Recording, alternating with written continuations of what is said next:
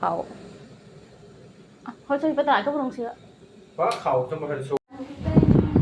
แต่งตัวบักงามมาสั่นให้มาจกเขาใส่อันหวดโคตรโบว่าใส่คักใส่แน่เนาะมาจกกระจกเบิ่งจากการแต่งตัวมื้อนี้ก็เป็นตาย้านแฮงเนาะทุกเจ้าเฮิงยุดถึงเฮิงผักขนึงกับป้ายทุกคนหาแนวมากินแซ่บๆก่อนจะกลับไปเฮ็ดงานเนาะบ่ได้ไปรวดได้บ่วันอาทิตย์ทุกเจ้าได้ไปรอดเท่าใดอยู่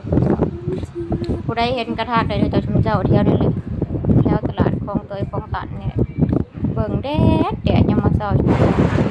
ตอนเช้า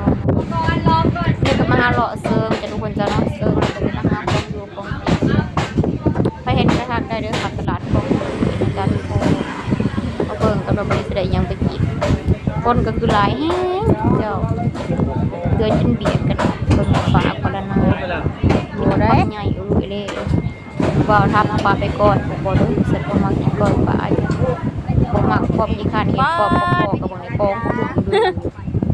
โคเนาะมันก็ลอยลิ้นนะนี่ทุกคนจะเป็นของกินแบบลาวๆบ้านเฮาจ้ะผักหญ้าหน่อไม้เนาะต่อหน่อไม้เนี่ยโลละ60 บาทพุ่นพี่น้องแต่ขึ้นจากสแต็กมันจะ